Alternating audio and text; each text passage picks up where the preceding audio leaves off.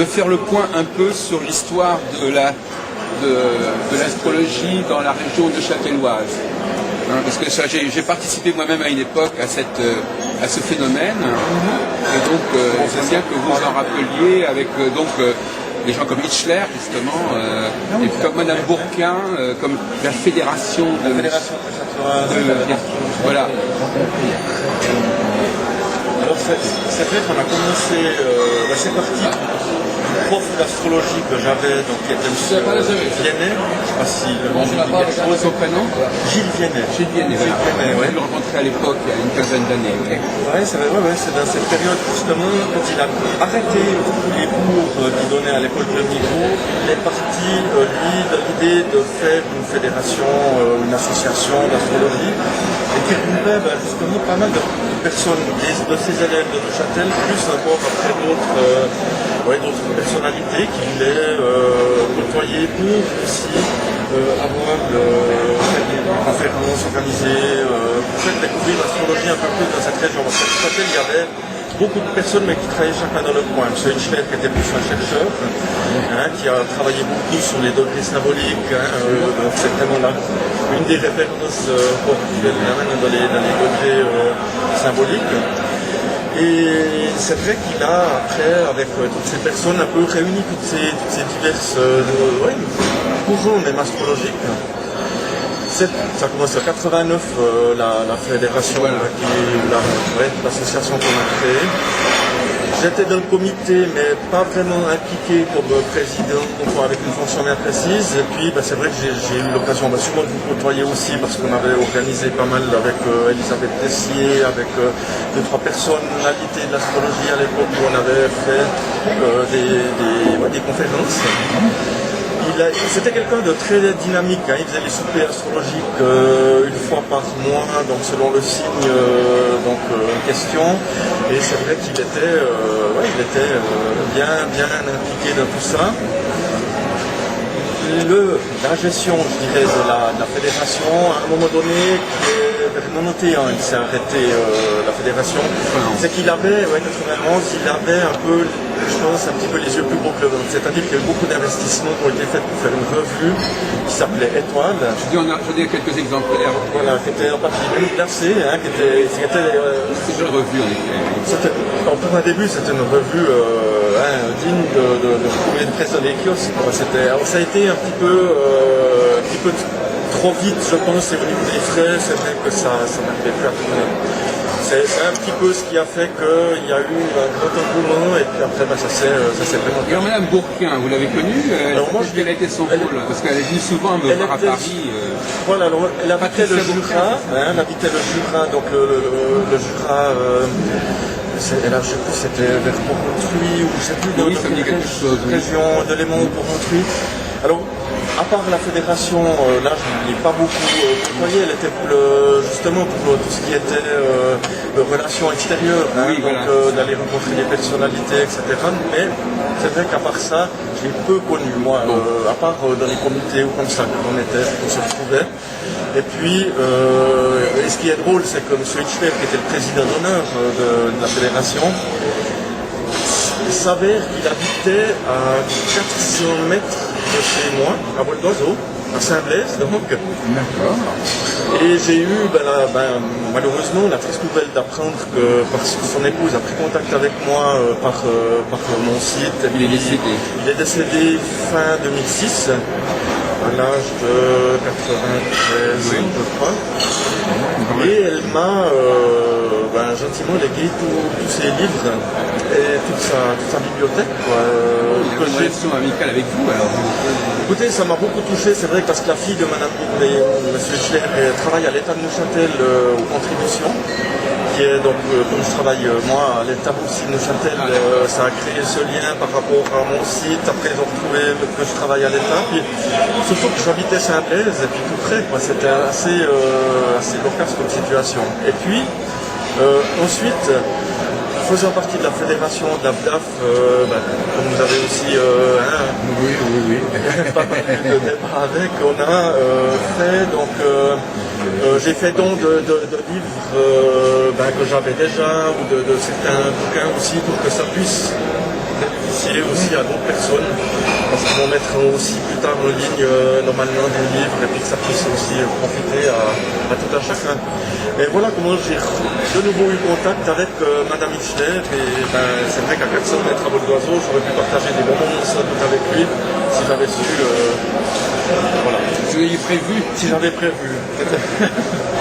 Alors voilà un petit peu la relation que j'avais avec donc j'ai suivi beaucoup M. Viennet, qui était mon prof d'astrologie au tout début, j'ai commencé l'astrologie. Donc j'ai commencé l'astrologie en 87. Au niveau des cours, je m'y intéressais déjà un petit peu avant, mais au niveau de littérature, comme ça, de mon côté. Puis après, c'est vrai que suivant j'ai été faire mon thème chez lui, puis après, voilà, j'ai suivi ses cours. Et puis, depuis, c'est vrai que lui, après, a arrêté les cours complètement après la fédération.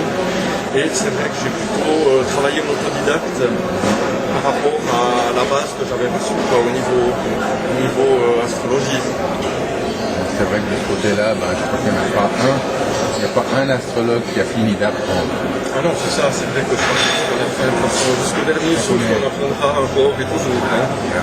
Mais c'est aussi ça qui est enrichissant. Et maintenant, c'est vous qui enseignez alors? Alors maintenant, c'est moi qui enseigne. C'est vrai que là, ça a commencé en 2008 par l'école Club Micro qui a pris contact avec moi l'année dernière, au début de l'année dernière. Et puis, ils n'avaient plus de cours depuis pas mal de temps. Et ils voulaient quelqu'un qui puisse repartir depuis le début, donner une bonne base. Et puis, ils ont eu, comme je regardais toujours un petit peu les tendances, ils ont eu pas mal de changements dans les profs sur Neuchâtel en tout cas. Et je pense qu'après, ils aimeraient bien fidéliser une clientèle aussi qui reste dans le même courant un peu d'astrologie, avoir pour la base peut-être traditionnelle, puis partir sur une astrologie humaniste pour le deuxième. Ils aimeraient, je pense, un peu une continuité. C'est ce que j'ai pu comprendre. Voilà, Eddy Mars qui avait enseigné à Migros à l'époque. Oui, il y a très longtemps. Oui, mais moi je connais l'astrologie suisse depuis 30 ans. Oh là là. Ah ouais, donc Je l'ai rencontré 2 fois. ouais, moi je sais pas, c'est dans Neuchâtel, Genève. Genève. Voilà. Genève, elle avait un problème justement de réglage de son logiciel parce que évidemment vu son âge, elle ne voyait plus grand-chose, donc il fallait lui agrandir en fait les planètes. Et puis comme j'avais entendu parler d'elle, je me suis dit tiens, c'est cette occasion, je vais faire connaissance. Et j'ai trouvé une femme charmante, malgré ses 80 ans, et ça, j'ai dit ça donc il y a moins de 10 ans. Qui avait toujours l'esprit alerte. On a discuté un tout petit peu et je lui ai parlé d'une chose que visiblement elle ne connaissait pas. On en a appris aussi d'autres, bien sûr. Et du coup, là, j'ai vu son regard pétiller. Elle était toute curieuse de pouvoir enfin avoir un petit truc en plus qu'il fallait qu'elle teste. C'est magnifique un stage. J'ai trouvé une femme en fait avec une énergie en fait, vraiment débordante qui est rare à ce stade-là. Nous, vous savez que moi je fréquente le monde astrologique suisse depuis une éternité, puisque nous avons organisé déjà des congrès à Genève il y a 30 ans, à l'Artimon justement. C'est d'ailleurs comme ça que je connais la personne qui s'occupe de la soirée ce soir. Pas M. Coursner, mais la personne qui chapeaute. Voilà, parce que c'est sous l'égide de l'Artimon de Genève. Et donc Madame Mars faisait partie des gens qui venaient comme Madame Mercier, Francine Mercier. Vous savez, Francine Mercier et M. Gouiran se sont rencontrés dans mes colloques. D'accord. C'est à la suite de ça qu'ils se sont mariés. Donc finalement, c'est les années 79-80. D'ailleurs, il s'était créé le mouvement astrologique de Suisse romande. Sur le modèle du mouvement astrologique que nous avions, ils avaient créé le Mars. Ah oui, voilà. Donc c'est une époque avec Éric Veil aussi, bien sûr, qui venait à nos réunions. Et puis après, il y a eu évidemment tout le phénomène de l'astrologie sur Lucerne. Vous êtes déjà allé au congrès internationaux de... Jamais? Vous-même non plus? C'était étonnant, j'aurais pensé. Il y en avait un tous les 4 ans, il serait qu'il n'était pas très fréquenté, mais enfin c'était la Suisse,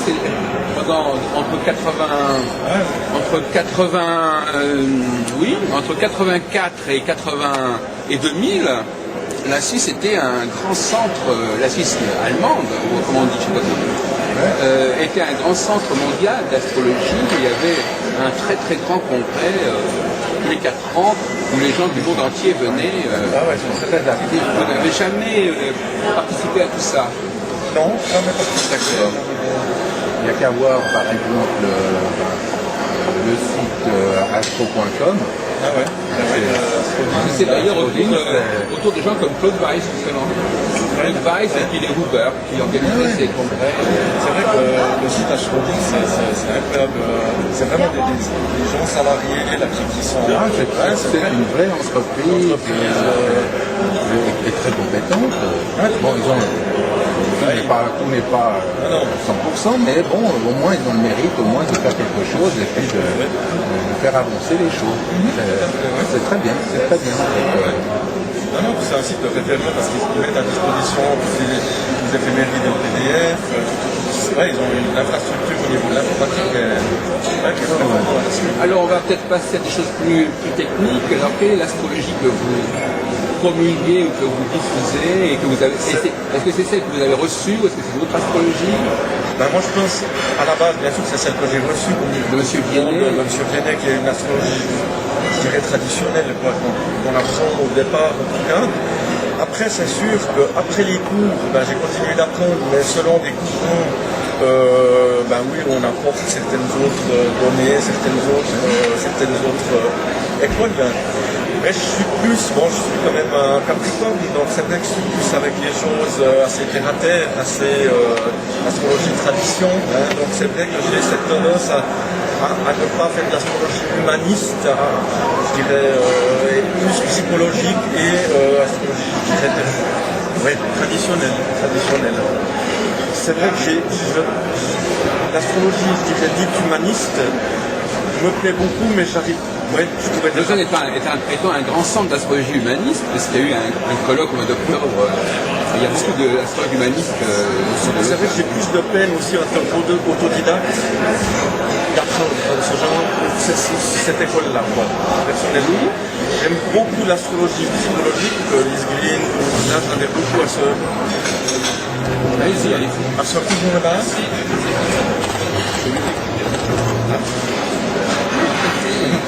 J'aime beaucoup ce courant-là, donc astrologie, André Barbeau, Martine Barbeau, aussi l'astrologie psychologique de Lise Green. Et c'est vrai que c'est des choses qui me parlent plus que humanistes. Donc si on veut aussi après avoir par rapport à sa clientèle... Vous voulez dire que l'astrologie humaniste en fait se limite elle-même en quelque sorte? Non, je crois pas, non, alors pas du tout. Au fond de moi, j'arrive pas. J'arrive pas à adhérer au fond de moi à 100%. C'est vrai que je ne veux pas que je ne vais jamais changer parce que tout évolue, mais j'ai de la peine, moi, avec cette approche. Et c'est vrai qu'avec les clients, je ne me sentirais pas à l'aise avec le contact à ce style-là et à cette école-là, cette école d'astrologie-là. Mais c'est quelque chose qui... je suis allé voir Brigitte Maffray à Neuchâtel faire une conférence l'année dernière, 2007, l'année dernière. Oui, je suis à l'écoute, mais pas pour ma clientèle c'est ça, mon chemin. Ça a été plus une astrologie, un chemin plus traditionnel, entre guillemets, de la famille Barbeau, que ce soit Martine Barbeau ou de la... Alors, Stanislas Marquis, vous aviez l'intention d'être, vous rattachez plus ou moins au RH, plus ou moins vous avez l'intention de vous investir davantage dans cette astrologie humaniste, au contraire. En effet, mais pour l'instant, on n'a pas de... Non, mais je veux dire qu'il y a une raison, vous aviez une sensibilité, une attirance pour cette forme d'astrologie, probablement. Est-ce que vous comprenez les réticences de M. Gerbert, qui n'a d'ailleurs pas d'explicité d'ailleurs? Lise Green, pour moi, c'est de l'astrologie humaniste. Ouais, non. Ça dépend de tout ce qu'on appelle humanisme. Voilà, il y a un problème, vous évoquez, il y a un mot. Vous pouvez développer en quoi Voilà, moi, vous dites pourquoi est-ce que ça vous gêne et qu'est-ce que ça vous gênerait de recevoir les gens dans une perspective Vous humaniste? avez raison, c'est vrai que ce qu'on entend pour l'astrologie humaniste, c'est plus une astrologie dite spirituelle. Ça, c'est la peine. Ah oui, d'accord. Spirituelle en passant un peu, comme Brigitte Maffray, donc avec... Brigitte Maffray, vous parlez Oui. de l'astrologie holistique de Pierre Lassalle. Voilà, oui. Ah oui, d'accord. Il me paraît plus une astrologie spirituelle. Moi, je l'appelle comme ça, c'est un peu mon langage à moi. Ah, vous assimilez l'astrologie holistique à l'astrologie humaniste. Voilà. Ah oui, d'accord. Oui. C'est un peu comme ça que je sais. Par contre, l'astrologie psychologique, je dis moi psychologique, divine, c'est vrai que c'est une astrologie humaniste où on prend du humain et on essaye d'accompagner Vous, monsieur Fatchin, qui connaissait vraiment tous les astrologues, enfin, est-ce que vous pourriez nous aider? Est-ce que vous pourriez ils ont fait appel à vous, disons, vous pourriez nous aider dans ce débat qui est un petit peu confus sur qu'est-ce que c'est que l'astrologie humaniste par rapport à d'autres astrologies? Si je me rappelle certains passages des livres d'Alexandre Ruperti, par exemple, lui, c'est centré sur la personne. Oui. Donc, c'est vrai que tout ce côté développement de la psychologie au sein même de l'astrologie est quelque chose de particulièrement utile et pour moi c'est un passage pratiquement obligé. Mais est-ce que lui, tout astrologue qui se réclame de ce nom. Maintenant, c'est vrai que quand on va plus loin et qu'on passe de centrer sur l'humain à un tout encore plus grand, en fait l'astrologie transpersonnelle, à ce moment-là on se dit sur un côté plus spirituel, pour ne pas dire presque entre guillemets religieux, et là tout est permis. Parce que comme c'est quelque chose qu'on ne peut pas quantifier, comme c'est quelque chose qu'on ne peut pas percevoir, qu'on ne peut pas en fait mesurer, chacun se raccroche en fait quelque part à ses croyances, à sa foi, et là en fait on a plus de difficultés pour comprendre vraiment où veulent en venir ces personnes. Évidemment, si maintenant c'est un guide intérieur qui se raccroche à quelque chose de plus grand que soi, peu importe si on appelle ça Dieu ou un autre terme, à ce moment-là, si c'est un besoin intérieur pour ces personnes, la foi c'est magnifique pour eux. Maintenant, au niveau de la formation même des astrologues, est-ce que c'est quelque chose de nécessaire? Là, c'est un gros point d'interrogation. Justement, ce que je reproche à l'astrologie humaniste, c'est de désapprendre les bases de l'astrologie pour justement simplifier le tout dans un but spirituel qui vaut ce qu'il vaut. Il dépend en fait de chaque personne. Alors, j'ai souvent pas entendu parler de responsabilité chez les humanistes, comme si le fait de dire attention, faites attention à telle période de votre existence, là ça va être une période plus dangereuse, plus difficile, comme s'il fallait justement rien dire. Et ça, c'est ce côté qui se reproche justement à cette astrologie qui ferait mieux de se cantonner à ce qu'elle sert, et uniquement en fait à ce qu'elle pense savoir, et qu'elle ne marche pas sur les pieds des autres, sur les plateformes des autres astrologues qui justement, eux, ont plus d'assises sur le plan justement de l'événementiel. Oui, c'est sur le même fameux départ entre prévisionniste. Vous êtes toujours à la place. Oui. Mais qu'est-ce que vous pensez de ce débat que vient encore de relancer monsieur Moi, le côté prévisionnel fait partie de l'astrologie, quoi. Ça, c'est pour moi, c'est... Alors après, fait partie de l'astrologie, on peut pas l'imputer de ça. Après, il y a manière de la faire. Le coup de vouloir trop en faire, justement, et trop vouloir donner de détails. Voilà. Alors après, il y a manière et manière. Mais l'astrologie, pour moi, alors c'est clair que le débat, il était dit que je ne sais pas trop mêler, c'est vrai. Voilà, mais je reste quand même avec mon idée. Quoi. Pardon?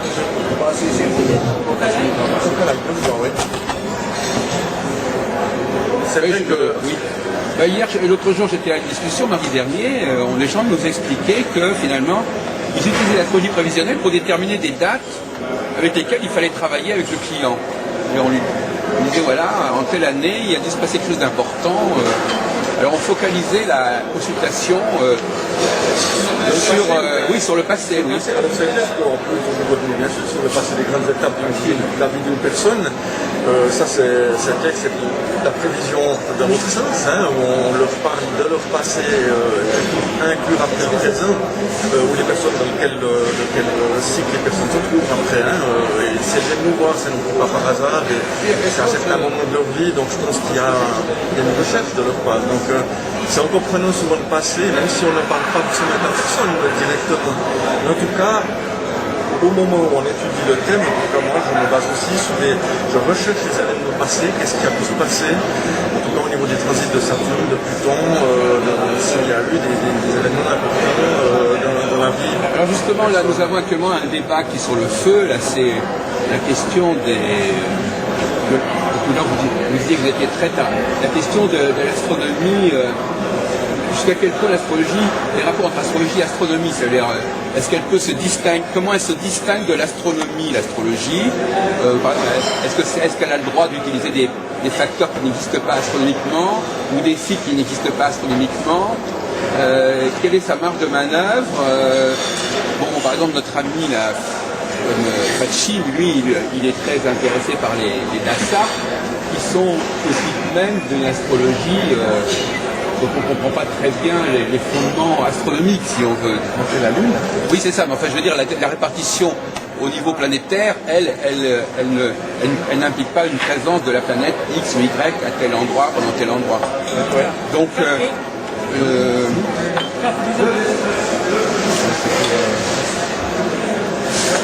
nous avons eu récemment une discussion à ce sujet qui allait assez loin, puisque on s'intéresse un petit peu plus actuellement à l'astronomie et il y avait la question de savoir s'il fallait prendre des planètes qui étaient invisibles au moment de la naissance. Je ne parle pas des planètes au-delà de Saturne, mais vous connaissez bien ces questions astronomiques, monsieur Fachin. Qu'est-ce que c'est? Parce que je crois qu'on est un petit peu dans la confusion. Alors, il y a des planètes qui il y a la question, par exemple, des constellations qu'on ne voit pas dans certaines régions. Alors, est-ce qu'il peut être... Non, mais disons que les rayons, quand même, de des étoiles qui envoient leur lumière sur la Terre touchent quand même la Terre. Oui. Ça veut dire que quelque part sur Terre, la lumière est visible. Et je pense que c'est ce qu'il y a de plus important. Maintenant, une masse comme Pluton, qui est quand même minime, puisque c'est seulement 1200 km de diamètre, qui se trouve à plus de 6 milliards de kilomètres, là on peut se poser vraiment la question du bien fondé de cette planète, alors qu'il y a un astre 2 fois plus gros qui traîne dans le même secteur du zodiaque, qui s'appelle UB 513, qui mesure 1200 km sur la largeur et 2400 de large, autrement dit 2 fois plus. Alors, on sait que dans la ceinture de Kuiper, il y a un grand nombre justement de corps dont on ignore complètement l'existence et qui sont certainement plus gros que Pluton. Alors, est-ce qu'il y a en fait toute une influence qui proviendrait d'une zone, mais toute cette ceinture d'astéroïdes, là où se forment justement des comètes, forcément a une influence, mais laquelle? Moi, ma question, c'était, sans parler de la question de savoir s'il y a des astres qui sont visibles ou pas en soi, la question de la visibilité par rapport à un lieu donné. C'est-à-dire avant la naissance, planète visible ou pas visible, planète visible dans un hémisphère. Voilà, c'est ça. Parce que le sujet classique, bon, il y a un autre sujet que je voulais donc lancer. Donc oui, la question de la visibilité de l'astre au moment de la naissance. Alors moi, je suis un petit peu ignorant dans ce domaine. On a des discussions qui m'ont montré. Alors il y a les planètes qui sont bien sûr au-dessus de l'horizon, mais il y a aussi, disons, des parties, il y a des constellations zodiacales qui sont carrément pas visibles à un moment donné.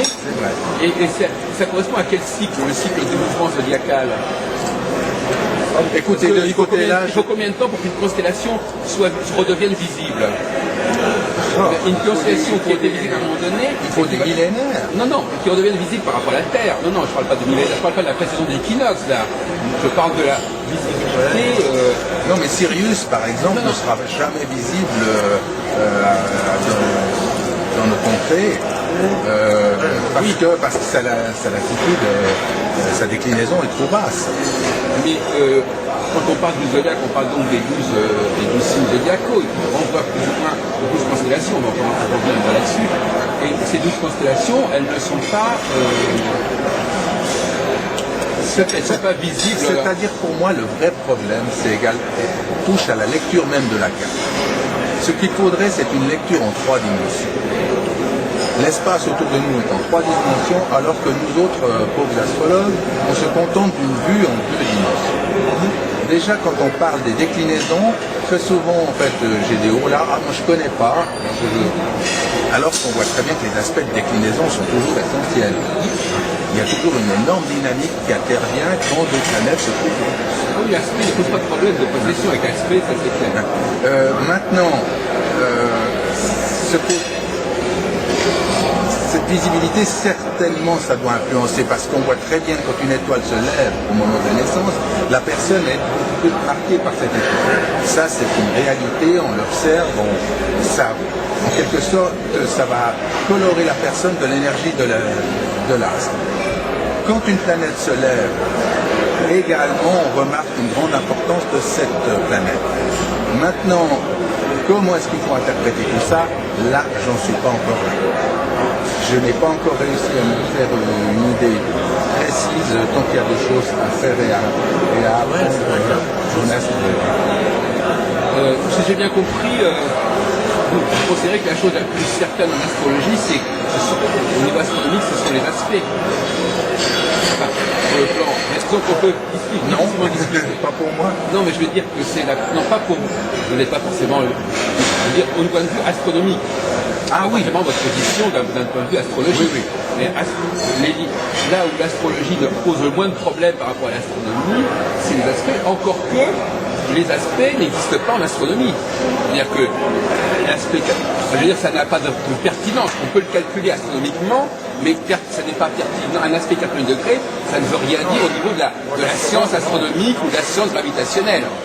Donc l'astrologie va introduire des configurations qui sont fondées sur l'astronomie, mais qui n'ont pas de sens astronomiquement. Je ne sais pas si vous voyez la différence. Il y a une subtilité, là, souvent il y a des élèves qui ne comprennent pas la différence.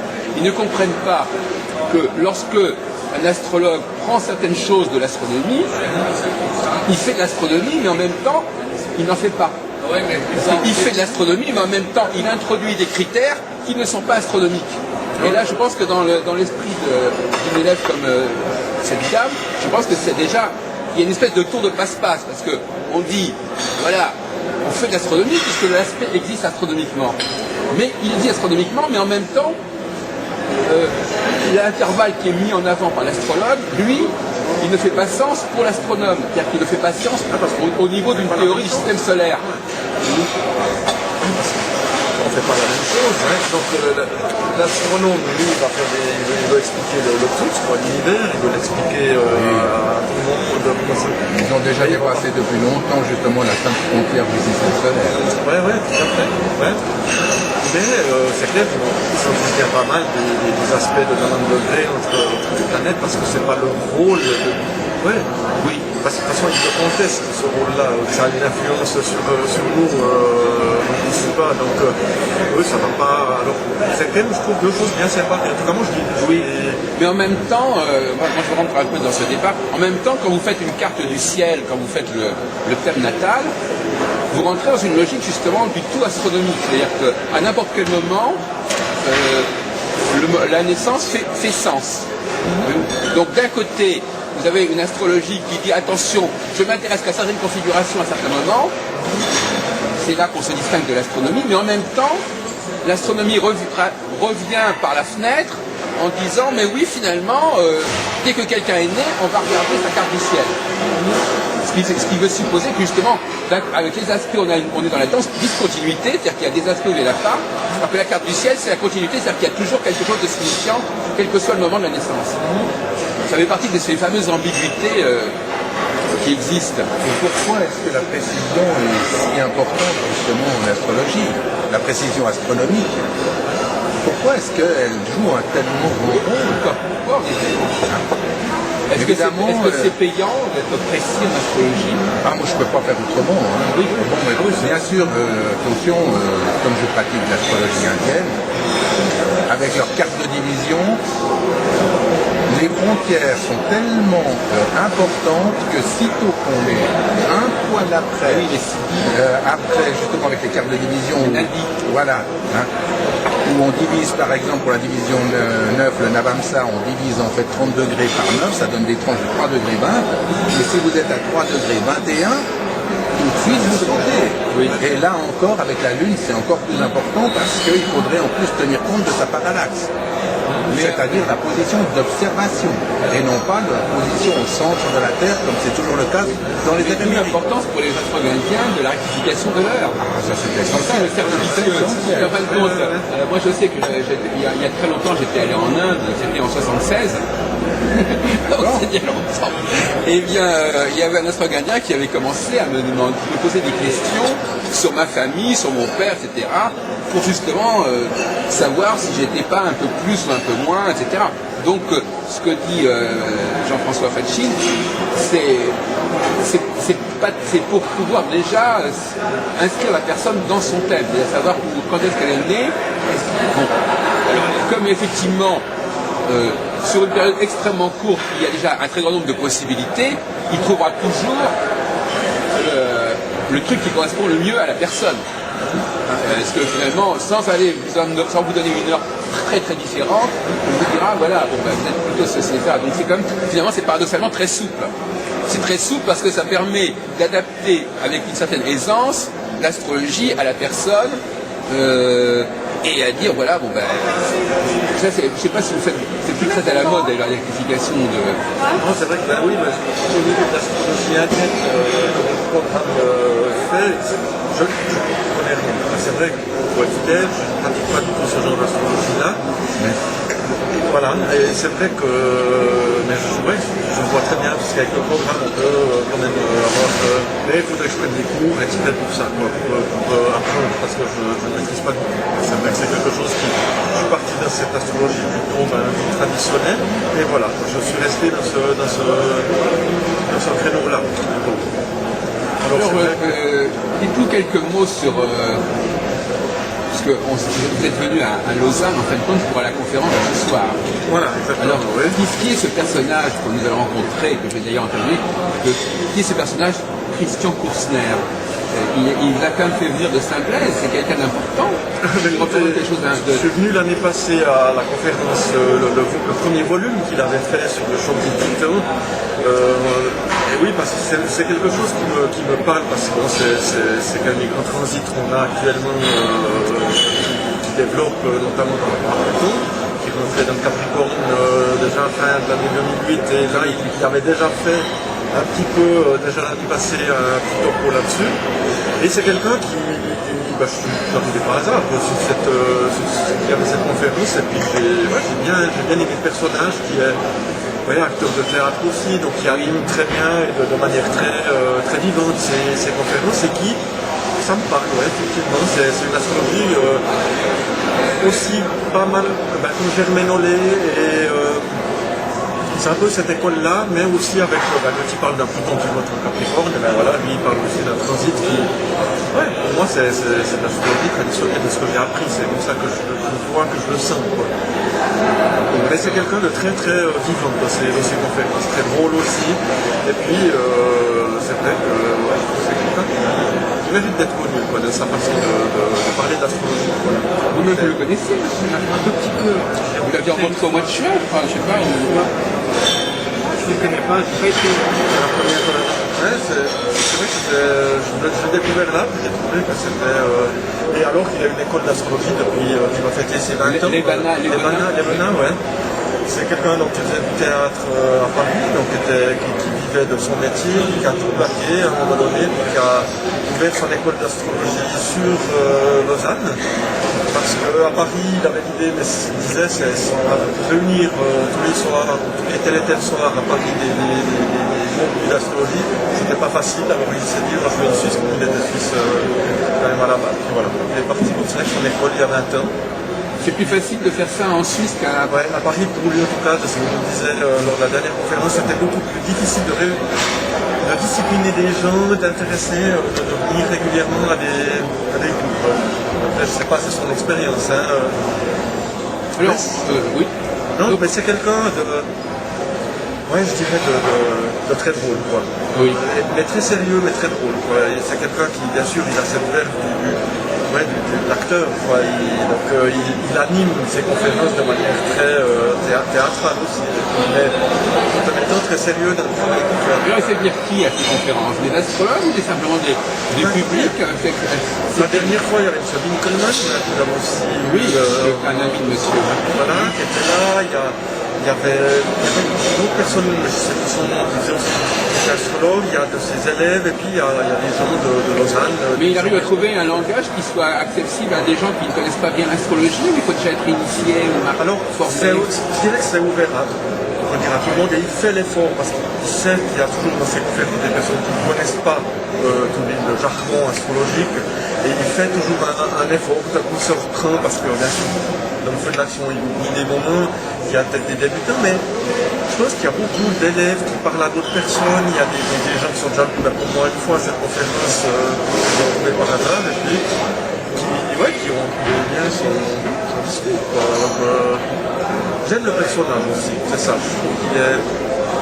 On peut dire qu'il fait partie des astrologues médiatiques un peu, qui présentent l'astrologie au grand public. Je crois pas. Et il s'en défend quand même, en tout cas dans la dernière conférence, il a quand même... il s'est bien distancié des personnes comme Elisabeth Tessier et autres. Il a tout de suite mis presque à la moquerie un petit peu par rapport à ce genre d'astrologie trop médiatique. Lui, quand il fait un thème, c'est ce qu'il dit, donc il fait un thème, il reçoit la personne 2 à 3 heures de temps, je lui dis. Il ne peut pas faire plus court, quoi, parce que c'est sa passion, c'est son truc. Et il a besoin vraiment de prendre le temps avec le client. C'est pas l'industrie où donc c'est non plus pas... il aimerait perpétuer par rapport à ses élèves, justement, cette façon de faire, c'est ce qu'il enseigne à ses élèves. Qui sont justement souvent à ses conférences et qui... Je crois qu'il a une bonne... Moi, je trouve qu'il ressemble bien à comment moi, en tout cas, je vois l'astrologie. C'est un petit peu dans ce sens-là que... Qu'est-ce que vous en pensez, Jean-François, de la façon dont on doit faire présenter l'astrologie au public? Est-ce que l'astrologie peut améliorer son image de marque ou au contraire la dégrader? C'est clair que l'astrologie grand public, entre guillemets, est une astrologie mercantile qui ne sert vraiment à rien. L'horoscope dans les journaux, évidemment, je crois qu'on est tous d'accord sur cette table pour dire que c'est un débat stérile, inutile. Attention, vous voyez le nombre de personnes qui sont nées pendant un mois. Alors, horoscope, attention aujourd'hui, vous aurez une jambe cassée à 7h15, 30 secondes. Et surtout à Neuchâtel la semaine passée. Oui, surtout à Neuchâtel. C'est plus important. Oui, mais comment peut-on faire un constat, mais comment peut-on améliorer l'image? Oui, je crois qu'il faut... Quelle est l'astrologie qu'il faut mettre en avant? Je crois que c'est les praticiens qui doivent démontrer l'astrologie. L'astrologie, ça ne doit pas être une croyance, ça doit être démontré. C'est comme les maths, on n'y croit pas aux maths, c'est démontré. Il faut sortir un petit peu de cette ornière de croyance dans laquelle on a été placé par justement les médias pour simplement faire nos preuves. Plus une personne fait de prévisions correctes, pour autant qu'elle puisse le faire, parce que ça, c'est encore un autre débat, les heures de naissance qui sont faussées, etc., il y a toujours un problème, surtout quand on parle de grands personnages. Mais c'est en faisant nos preuves qu'on va y arriver, tout simplement. Il faut être bon, c'est tout. Alors justement, un des paradoxes, c'est qu'on parle beaucoup justement de la pratique, mais en réalité, cette pratique, elle est plus ou moins secrète, quelque part. ça veut dire que personne ne la voit. Quelqu'un, à la fois qui vous dit, moi j'ai des résultats extraordinaires dans ma pratique. Finalement, qu'est-ce qu'on en sait? Il n'y a que les clients, il n'y a que ces clients qui le savent un par un. Alors c'est d'où la tentation de prendre à témoin le public en faisant des annonces qui effectivement peuvent être testées. Mais non, mais je crois que là encore, c'est une question de partage du savoir. C'est important de partager, c'est important de dire ce qui marche, ce qui ne marche pas. C'est important justement de montrer